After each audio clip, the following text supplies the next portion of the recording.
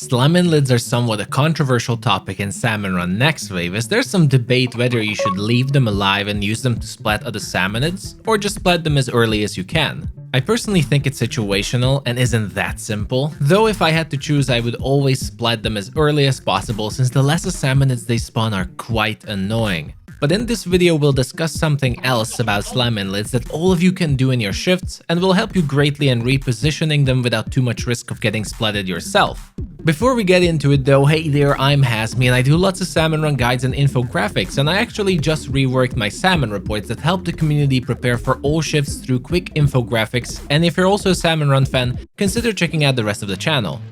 So it's not exactly a secret, I've been trying to push the concept of luring on this channel as much as possible, as there's clearly a big lack of luring in freelance Salmon Run at the moment, and a lot of players just love to rush the shore as soon as possible at the start of every wave. This shouldn't be anything new, and we know that most of the bosses can be lured in the game to help the team collect their golden eggs easier, and Slammin Lids are also included in this list, as when they spawn they will approach the nearest player and will only stop and start spawning additional lesser Salmonids like chums and quahawks once they meet you or one of your coworkers. Now this sounds cool and awesome, but we all played freelance and know that since so many players rush to the shore, chances are that these Slammin Lids will be stopped somewhere far away and will start spawning lessers to further overwhelm the whole stage and make things harder. On top of it all, I'm sure all of us had a situation where you just tried to get rid of these Slammin Lids in a bad position, only to get overwhelmed by the many quahawks they kept spawning on top of you, wasting time and also potentially getting you splatted,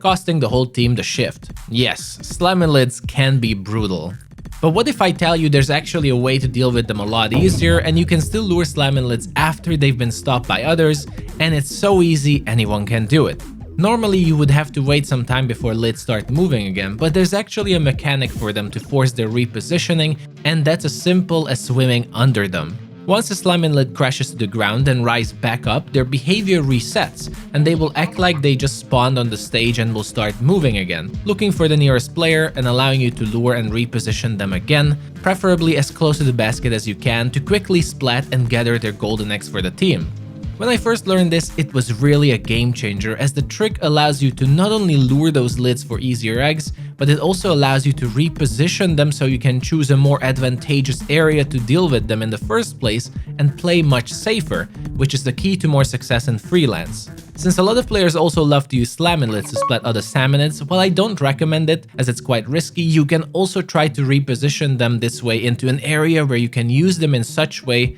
and create a danger zone where you can keep slamming them into other Salmonids that are approaching, so it's pretty neat overall. Luring is very important in Salmon Run, and these small tricks and tips are the main way to actually improve and get better at the whole game mode. And I just love that Salmon Run has so many of them. It keeps me entertained for a long time looking for all these small ways to further boost my playstyle. Hope this trick will help you all at least as much as it did me, and hopefully the video explained everything well. If you're looking for other coworkers to escape from freelance and play in a more organized manner, consider joining our community Discord where there are daily groups doing lots of Salmon Run, and you can also discuss your strategies there. For now, thank you for watching everyone, take care, and I'll see you the next time. Bye bye.